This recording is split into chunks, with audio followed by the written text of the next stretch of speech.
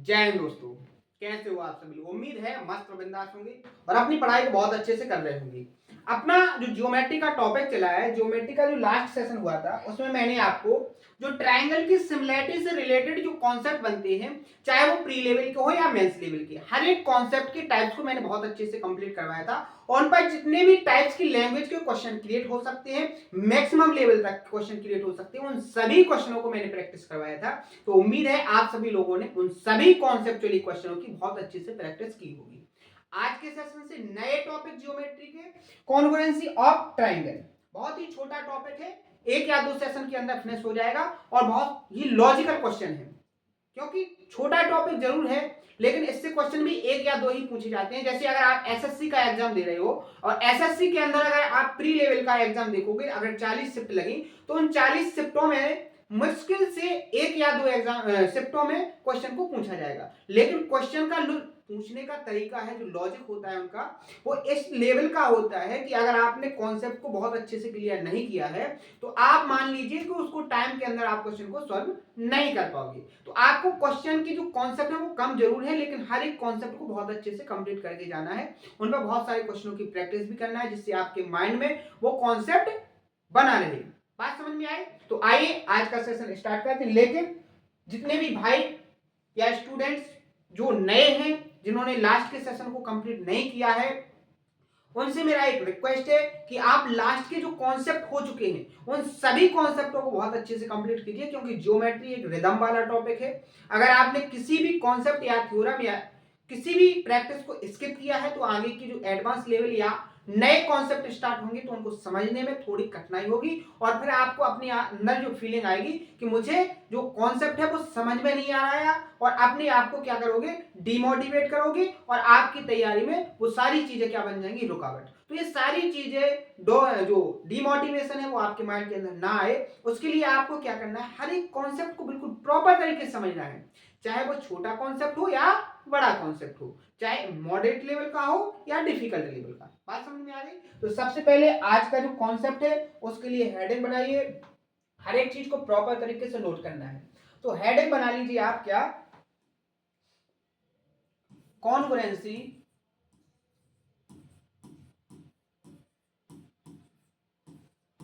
Of triangle. अगर हिंदी की बात करोगे तो हिंदी में क्या लिखोगे, त्रिभुजों की सर्वांग समता।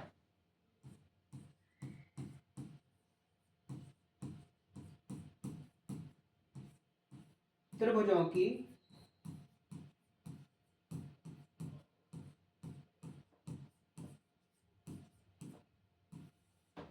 त्रिभुजों की सर्वांग समता। बात समझ में आई? अब अगर आप बहुत अच्छे से शब्दों को पढ़ोगे तो इसी में इसकी क्या हो जाएगी, डेफिनेशन, सर्वांग समता। अगर आप इस वर्ड को बहुत ध्यान से देखोगे और इसको अच्छे से पढ़ोगे तो आपको एक डेफिनेशन मिलेगी। यहां से सर्वांग का मतलब क्या हो जाएगा, यहां पर सभी। सर्वांग का मतलब क्या हो जाएगा, सभी। और यहां पर अंग, समता, समता का क्या मतलब हो जाएगा, समान। और यहां बीच से एक और आपको शब्द समझ में आएगा, सर्वांग, अंग, क्या हो जाएगा, अंग।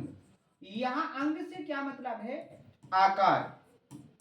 इंग्लिश में बोलोगे शेप। बात समझ में आई? तो यहां से जो डेफिनेशन बनेगी वो डेफिनेशन क्या बन जाएगी आपकी, size, size and shape should be same. यानी कि दो ऐसे ट्रायंगल जिनकी साइज और जो शेप है वो कैसा हो, सेम हो, यानी कि समान हो। यहां से आप देखोगे जो सभी अंग हो वो कैसे होने चाहिए, समान। तो मैंने आपसे क्या कहा, अगर आप सर्वांग समता को बहुत ध्यान से पढ़ोगे, हिंदी से एक डेफिनेशन निकल के आएगी कि ऐसे दो डायग्राम ट्रायंगल के जिनके सभी अंग, अब जैसे अगर ट्रायंगल है तो ट्रायंगल के सभी अंग से मतलब क्या है, कि उनकी जो साइड से, उनकी जो एंगल से, वो सभी कैसे होने चाहिए, इक्वल लेंथ के। तो ऐसे दोनों ट्रायंगल एक दूसरे के क्या हो जाएंगे, कॉन्ग्रुएंट। बात समझ में आई। अब बात करेंगे कॉन्ग्रुएंट का जो साइन है वो कैसा होता है। जैसे आपके दो ट्रायंगल हैं और उनके बीच में आपको बताना है, डिनोट करना है कि ये दोनों ट्रायंगल क्या है, कॉन्ग्रुएंट। तो उनके बीच में क्या साइन लगा देते हैं, ये वाला साइन लगाते हैं। इक्वल के साइन पर ये शेप बना देते हैं। तो इससे क्या बन जाता है ये, कि ये दोनों ट्रायंगल क्या हो गए आपके, कॉन्ग्रुएंट। तो ये आपका है मैथ की भाषा में दो कॉन्ग्रुएंट ट्रायंगल को डिनोट करने का।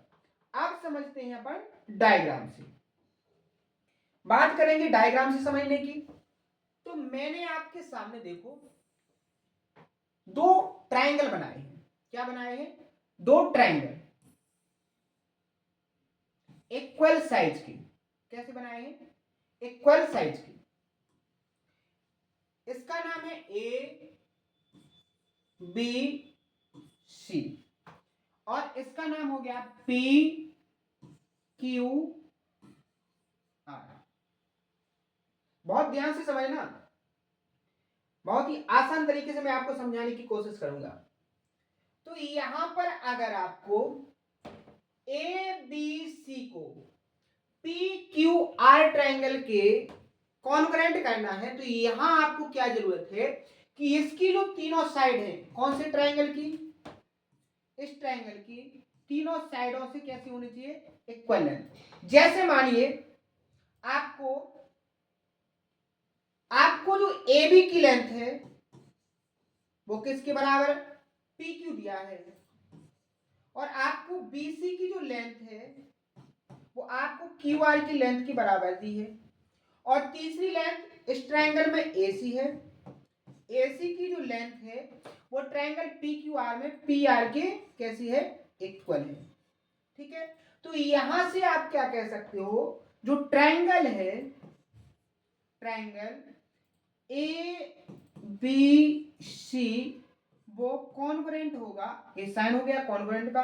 अब यहां पर देखो लिखने का आपका जो तरीका होना चाहिए वो क्या होना चाहिए, देखो ट्रायंगल, अब ए बी के करस्पॉन्डिंग साइड आपकी क्या आ जाएगी यहाँ पर, पी क्यू।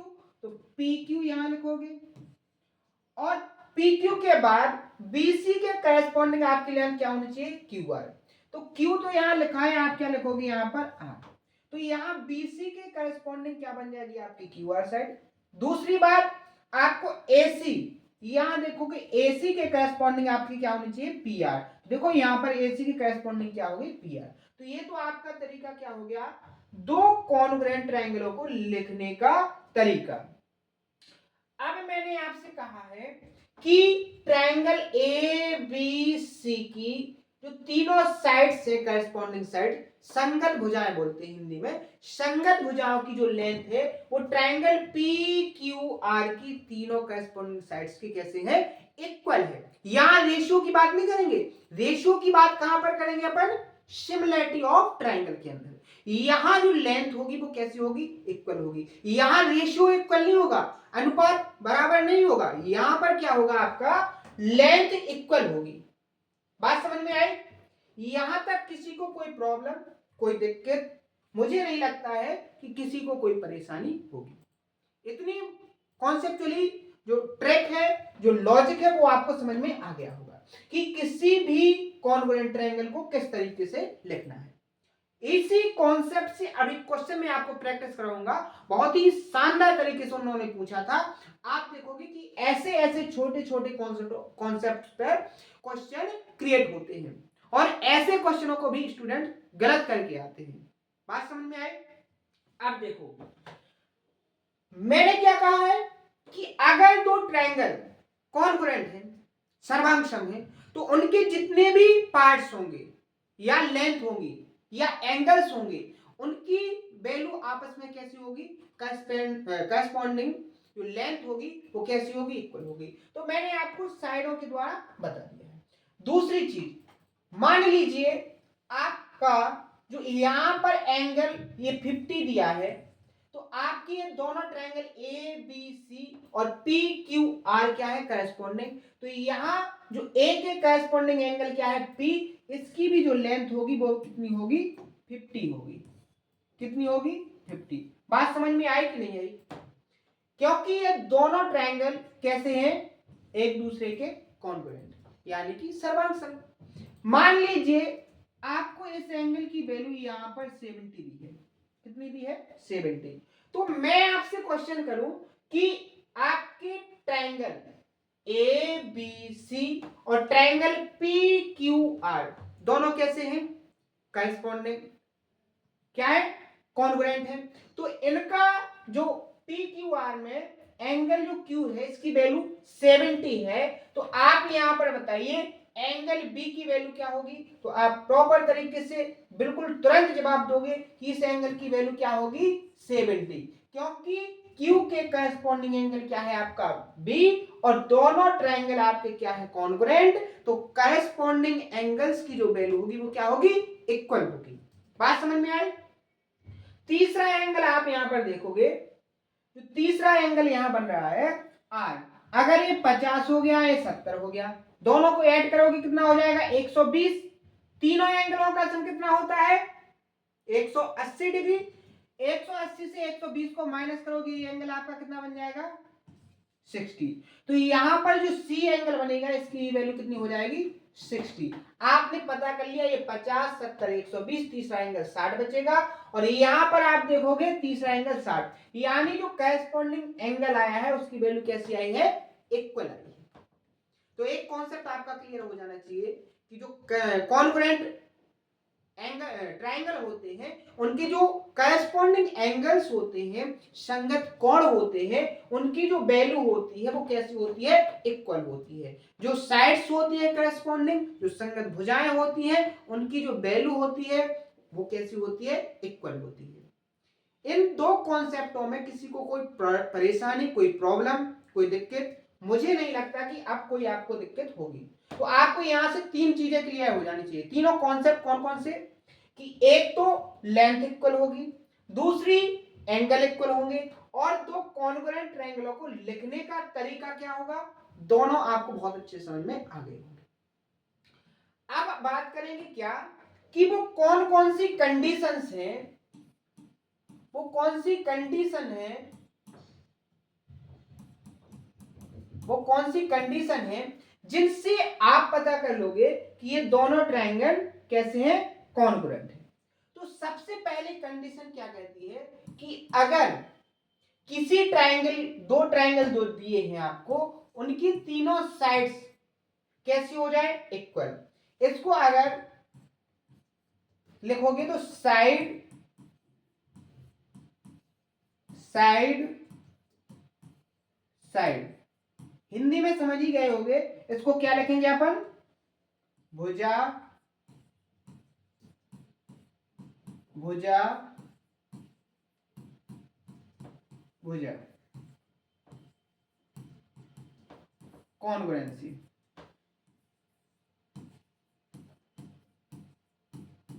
बात समझ में आई? यानी कि आपको यहां पर ये दो ट्रायंगल दिए गए हैं, यहां पर आपको दो ट्रायंगल दिए हैं, और आपको इन दोनों ट्रायंगलों में जो दिया गया है,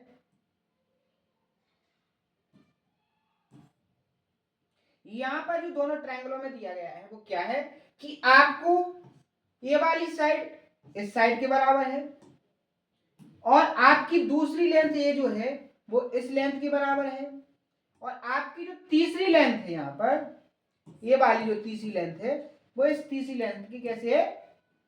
बराबर है।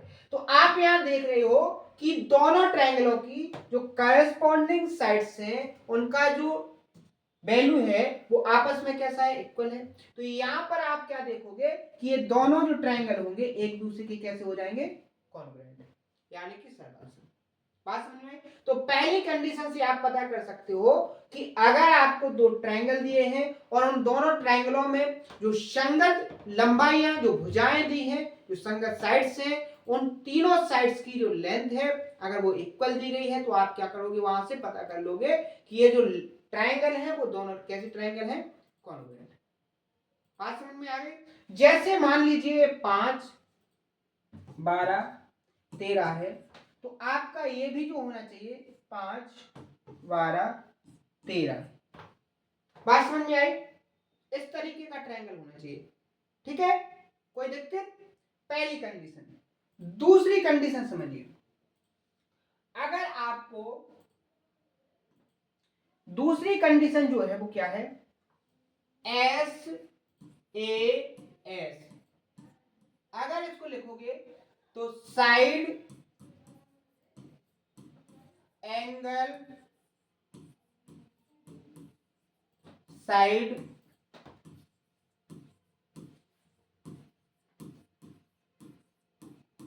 साइड एंगल, साइड कॉन्ग्रुएंसी, यानी कि जो दो ट्रायंगल आपको दिए गए हैं उन दोनों ट्रायंगलों के बीच जो कंडीशन है, इसको आप बहुत ध्यान से देखना, इसमें थोड़ी आपसे मिस्टेक हो सकती है। वो आपको क्या देखना है, मान लीजिए आपको ये दो ट्रायंगल दिए हैं और इन दोनों ट्रायंगलों में ये वाली साइड आपकी इस वाली साइड के बराबर है और दूसरी साइड आपकी ये जो है ये साइड आपकी इस साइड के बराबर होगी। बात समझ में आई? और इन दोनों करस्पॉन्डिंग जो साइड्स हैं जो इक्वल हैं, इनको बनाने वाला जो कॉमन एंगल है, इन दोनों साइड्स का जो कॉमन एंगल है वो क्या है, ये वाला एंगल। तो वो इस वाले एंगल के इक्वल हो जाए। जैसे अगर इसकी वैल्यू 50 है तो इस एंगल की वैल्यू 50, तो आप यहां देखोगे कि आपको दोनों ट्रायंगलों में दो करस्पॉन्डिंग साइड्स की वैल्यू इक्वल दी है, यानी ये आपका ए बी सी और ये आपका पी क्यू और आर ट्रायंगल है। तो यहां पर आपको दिया है ए बी बराबर पी क्यू और ए सी के बराबर क्या दिया है यहां पर, पी आर। और इन दोनों इक्वल भुजाएं कि जो बीच का कोण है वो भी कैसा दिया है, कोण ए के बराबर कोण पी, ये आपको दिया है। यहां से आप पता कर लोगे कि ये दोनों ट्रायंगल कैसे हो जाएंगे आपके कॉन्ग्रुएंट। कैसे, इक्वल एंगल की सामने की साइड भी कैसी होगी, इक्वल होगी कि नहीं होगी, बिल्कुल होगी। और अगर एक ट्रायंगल की तीनों साइड्स करस्पॉन्डिंग इक्वल हो गई तो वो दोनों ट्रायंगल क्या हो जाएंगे आपके कॉन्ग्रुएंट। ठीक है, बात समझ में आ गई कि नहीं आ गई? कोई दिक्कत, कोई प्रॉब्लम? कोई दिक्कत नहीं। अब देखो तीसरी कंडीशन, ये आपकी क्या हो गई,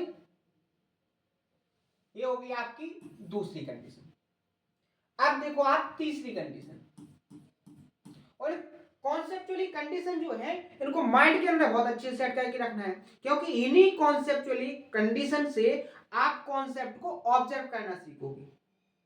ठीक है, देखो तीसरी कंडीशन जो है वो ए एस ए। अगर इसको फुल फॉर्म में लिखोगे तो एंगल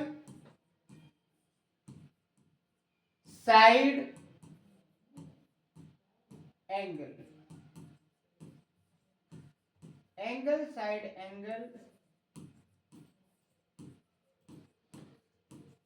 कॉन्ग्रुएंसी, यानी कि इसको आप हिंदी में क्या लिखोगे, कोण भुजा कोण।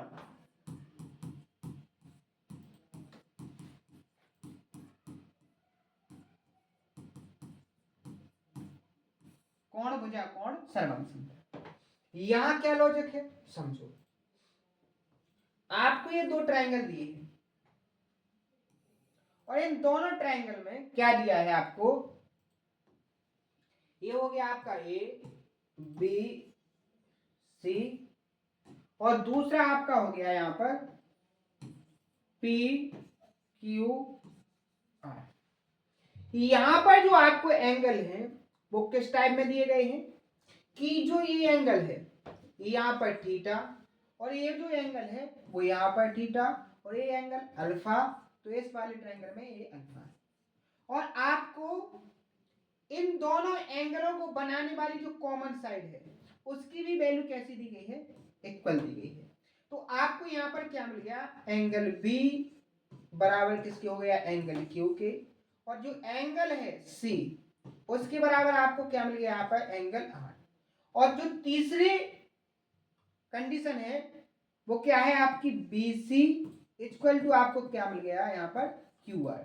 तो आपका यहां से कॉन्सेप्ट क्या बनता है, जो कंडीशन बनती है वो क्या बनती है कि दो ऐसे ट्राइंगल जिनके दो एंगल कैसे हो, इक्वल हो, और उन दोनों एंगल को बनाने वाली जो साइड्स है, कॉमन साइड, उन साइड की लेंथ भी कैसे हो, इक्वल हो, तो वो दोनों ट्राइंगल आपके एक दूसरे के क्या हो जाएंगे, यहां पर कॉन्ग्रुएंट।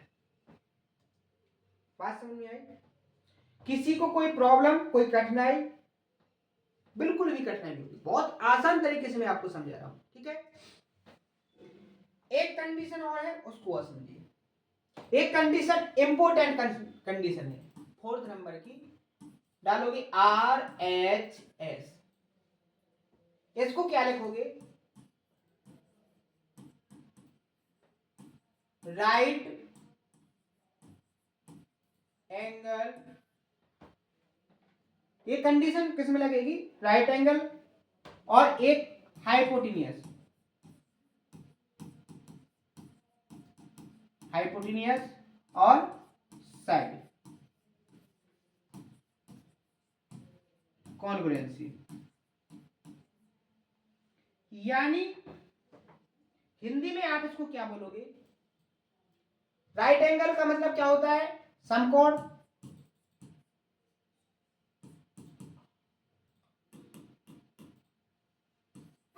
समकोण, कर्ण, हाइपोटेनियस को क्या बोलोगे, कर्ण, और साइड को क्या बोलोगे, भुजा। यानी आपकी कंडीशन क्या बन गई यहां पर, आपकी कंडीशन बन गई यहां पर समकोण, कर्ण, भुजा। यानी अब आपके जो ट्रायंगल है, यहां पर आपका ट्रायंगल कैसे शेप का होना चाहिए, राइट एंगल शेप का। तो आपको यहां पर दो ट्रायंगल दिए गए हैं,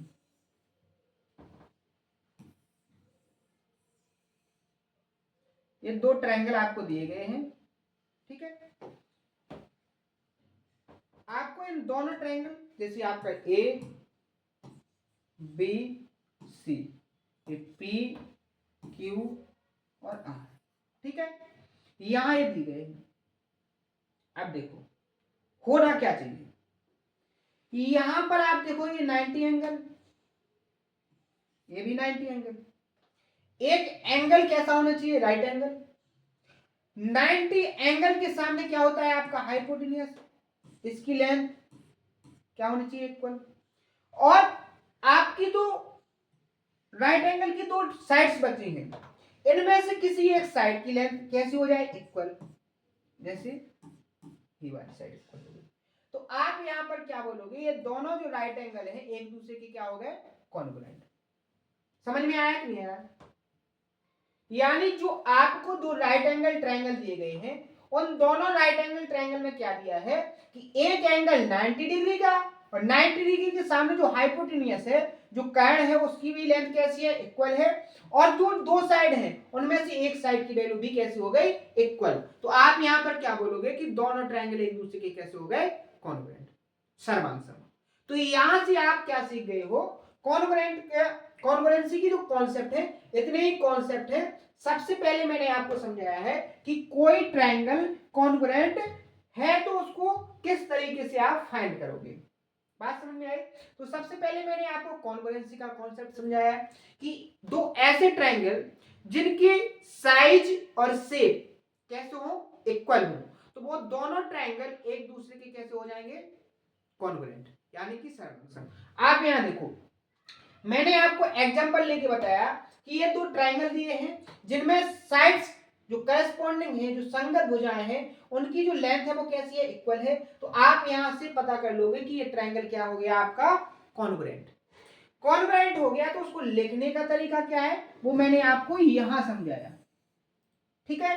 करस्पॉन्डिंग लेंथ की जगह पर करस्पॉन्डिंग लेंथ को ही लिखना है, यानी करस्पॉन्डिंग जो भुजा है उसको करस्पॉन्डिंग भुजा की ही जगह पर लिखना है। जैसे यहां देखोगे AB के करस्पॉन्डिंग क्या है आपकी, PQ, तो AB और PQ यहां पर क्या होनी चाहिए, करस्पॉन्डिंग। समझाया नहीं? बात समझ में आ गई? अगला जो टाइप मैंने आपको समझाया कि वो कंडीशन कौन कौन सी है जिनसे आप ट्रायंगल को पता कर लोगे कि ये ट्रायंगल जो है वो क्या है, कॉन्ग्रुएंट है। तो मैंने आपको 4 कंडीशन बताई हैं। ट्रिपल एस मतलब क्या हुआ, साइड साइड साइड, यानी कि भुजा भुजा भुजा।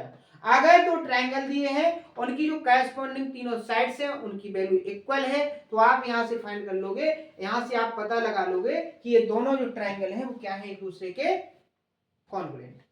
ठीक है। दूसरा जो टाइप मैंने आपको बताया कि अगर कोई दो ट्रायंगल हैं, उनकी क्या है, दो साइड्स कैसी है, इक्वल, उन दोनों साइडों का जो कॉमन एंगल है उसकी भी लेंथ कैसी है, इक्वल है, उसकी जो वैल्यू है वो इक्वल है, तो यहां पर भी दोनों ट्रायंगल एक दूसरे की कैसे हो जाएंगे, कॉन्ग्रुएंट। तीसरा जो टाइप मैंने आपको बताया है कि अगर दो ट्रायंगलों में दो एंगल बराबर हो जाए और उन दोनों एंगलों को बनाने वाली जो कॉमन साइड है उसकी भी लेंथ कैसी हो जाए, इक्वल हो जाए, तो यहां से आप क्या पता करोगे कि ये दोनों ट्रायंगल आपके क्या है, एक दूसरे के कॉन्ग्रुएंट। बात समझ में आ गई। तीसरी चौथी जो इंपॉर्टेंट मैंने आपको कॉन्सेप्ट बताया है, कंडीशन जो बताई है वो बताई है RHS। इसी कॉन्सेप्ट से क्वेश्चन को क्रिएट करता है एग्जाम में, इसी कंडीशन से आपको मिलेगा एग्जाम में क्वेश्चन। वो क्वेश्चन का कॉन्सेप्ट क्या है कि अगर दो राइट एंगल ट्रायंगल है, उनमें आपका एक जो एंगल होना चाहिए वो 90 डिग्री का होना चाहिए। 90 डिग्री के सामने का जो कर्ण होता है, इसको आप हाइपोटेन्यूस बोलते हैं, उन दोनों हाइपोटेन्यूस की वैल्यू कैसे होनी चाहिए, इक्वल, और एक किसी साइड की लेंथ की जो वैल्यू है वो कैसे होनी चाहिए, बराबर। तो आप यहां से पता कर लोगे कि वो दोनों राइट एंगल ट्रायंगल एक दूसरे की कैसे हो गए, कॉन्ग्रुएंट। तो उम्मीद है कॉन्ग्रुएंसी के जो कॉन्सेप्ट है उनको बहुत ही आसान तरीके से मैंने आपको समझाया है, आप सभी लोगों को बहुत अच्छे से समझ में भी आया होगा। आप इसको प्रॉपर तरीके से नोट करना, बहुत अच्छे से इसका रिवीजन करना। आप इस पर देखिए क्वेश्चन कैसे आए हैं, एक दो क्वेश्चन की प्रैक्टिस करेंगे, इसके बाद कल कंप्लीटली इस कॉन्सेप्ट को पूरी तरीके से फिनिश करेंगे। परसों से नया कॉन्सेप्ट लाएंगे, बहुत ही बेसिक तरीके से एडवांस लेवल तक जाएंगे। तो सबसे पहले आप क्वेश्चन को रीड करो। क्वेश्चन में आप देखोगे कि आपको दिया है, आपको क्या दिया है कि दो त्रिभुज हैं, क्या है, दो त्रिभुज हैं, जिनमें आपको क्या दिया है, दो त्रिभुज हैं एक्स वाई जेड और यू वी डब्ल्यू, जो क्या है, आपके सर्वांग सम है। यदि जो ट्रायंगल है एक्स वाई जेड का एरिया आपको क्या है, 58 है, तो आपको ट्रायंगल यू वी डब्ल्यू का एरिया क्या होगा ये बताना है। क्या कोई दिक्कत, बिल्कुल भी प्रॉब्लम नहीं होनी चाहिए। आपको मैंने कॉन्सेप्ट बताया है कि अगर दो ट्रायंगल एक दूसरे के कॉन्ग्रुएंट हैं, तो उन दोनों की जो करस्पॉन्डिंग साइड्स, करस्पॉन्डिंग लेंथ, जितनी भी संगत करस्पॉन्डिंग वो वर्टेक्स होंगे, जो करस्पॉन्डिंग पेरीमीटर होगा, वो उन सभी जो एरिया होगा वो सभी कैसा होगा, इक्वल होगा। यानी कॉन्ग्रुएंट जो शेप होंगी ट्रायंगल की, उनका सभी लेंथ कैसी होंगी, इक्वल होंगी। एरिया भी एक टाइप से क्या है, आपकी लेंथ है। तो आप यहां पर देखोगे अगर इसका एरिया क्या है 58 सेंटीमीटर स्क्वायर, तो आपका इसका भी एरिया क्या हो जाएगा, option number D correct answer, 58 centimetre square. एक क्वेश्चन को और करेंगे, उसके बाद सेशन को फिनिश करेंगे।